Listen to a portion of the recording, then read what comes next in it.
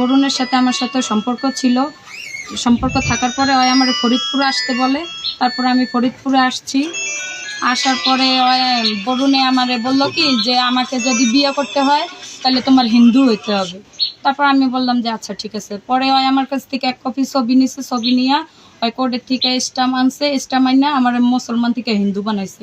হিন্দু বানাইয়া ওই চৌধুরীপাড়ার যে কালী মন্দির আছে ওখানে নিয়ে আমার বিবাহ করছে। বিবাহ করার পরে ওই আমাকে নিয়ে পতিতালয়ে রাখছে। পতিতালয়ে রাখার পরে আমি বলছি এখানে কেন রাখছো? এখানে আপাতত থাকো, আমি বাড়িতে উঠাইতে এখন পারবো না, কিছুদিন থাক, আমি বাড়িতে সবার সাথে কথা বলি তারপরে উঠাবো। আমি বলছি আচ্ছা ঠিক আছে। পরে এরকম করতে করতে অনেক দিন চলে যায়। ওর সাথে আমার সাথে এগুলো নিয়ে অনেক ঝগড়া হয় বরুণের সাথে। ওই আমার এই বুঝ ওই বুঝ দিয়ে রাখে। তারপর আমার একদিন হঠাৎ করে বলে আমার বাড়ির থেকে আমার মা হারা মেয়ে দেখছে, আমি বিয়ে করবো ওই জায়গায়। আমি কেন তুমি আমার বিয়ে করছো, তুমি আবার অন্য জায়গায় কেন বিয়ে করবা? পরে এগুলো বলার পর আমার বাড়িতে বিয়ে করতেই হবে, তুমি এই জায়গায় থাকো, আমার যখন টাকা পয়সা হবে আমি তোমার বাইরে আলাদা জায়গা কিনে দেবো, ওখানে রাখবো, নাহলে আমার জায়গা আছে ওখানে ঘর উঠাই দেবো ওখানে। আমি কেন, আমি তো সেটা মানবো না, তুমি আমার বলছো তোমার বাড়িতে উঠাবা, তুমি তা করো না। পরে এগুলো করার পরে ওই করলো কি, এগুলো নিয়ে আমার সাথে অনেক ভেজাল ইঠি। তারপর আমি ওর বাড়িতে আসলাম। বাড়িতে এসে সবাই আমি বললাম, ওর মা রে, ওর ভাই হাগো, ওর বড় ভাই আমার অনেক বিচ্ছিরি ভাষায় গালাগালি করছে, গায়ে হাত পর্যন্ত তুলছে।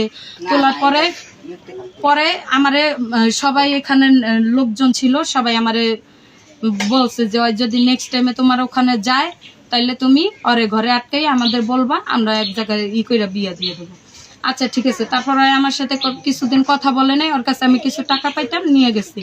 নিয়ে যাওয়ার পরে ওই আবার আমার কাছে যাইতেছে, আসতেছে, যাইতেছে। তারপর আমি বললাম যে দেখো যা হয়েছে, বাড়ির লোক যেহেতু জানাজানি সবাই হয়েছে, তাহলে এখন তুমি আমাকে নিয়ে যাও, না গেলে কিছুদিন আমার বাইরে রাখো। এখন তুমি কি চাও? এখন আমি চাইতেছি ওই যেহেতু আবার গেছে আমার বাড়িতে, আমাকে এখন ওর গ্রহণ করতেই হবে। আর ওই যদি গ্রহণ না করে আমি এখান থেকে যাব না। আমার যদি এখন বের করতে হয় আমার লাশ বের হবে, আমি বের হবো না। ঢাকা থাকতাম। ঢাকা থাকার পরে ওর সাথে আমার সাথে যে ফোনের মাধ্যমে সম্পর্ক ছিল। 45 বছর ধরে কোটি মানুষের আস্থায় পাইপের বস RFL পাইপ। আমি বরুণ রবি দাস, আমার বাসা রথখোলা। আমি একটা এনজিওতে চাকরি করি। আমার এই সোহাগী নামের একটা মেয়ে ব্ল্যাকমেল করতেছে। আমি ওইখানে পতিতালায় আমি যাই কালেকশন করতে, সেইখানে কিছু ছবি এআইয়ের মাধ্যমে বানায় আমার ব্ল্যাকমেল করতেছে, টাকা 8 লাখ টাকার দাবি করতেছে এবং আমার নাইলে বলতেছে যে আমি নাকি ওরে বিয়ে করছি, এইগুলো বললে মিথ্যা আমার ফাঁসাইতেছে। আর কিছু লোকজন নিয়ে আমার কাছে টাকার দাবি করতেছে, আর নাই তো তারা আমার বিয়ে করতে হবে, এই ধরনের দাবি তারা আমার কাছে করতেছে।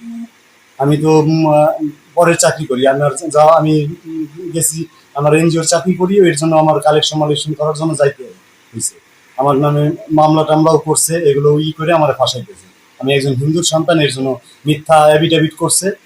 যদি আপনারা বিশ্বাস না করেন এটা যাচাই করতে পারেন, এই আপনার স্টাম্প আর হলো আপনার তারিখ মিলাই সুন্দর করে এগুলো যাচাই করতে পারেন।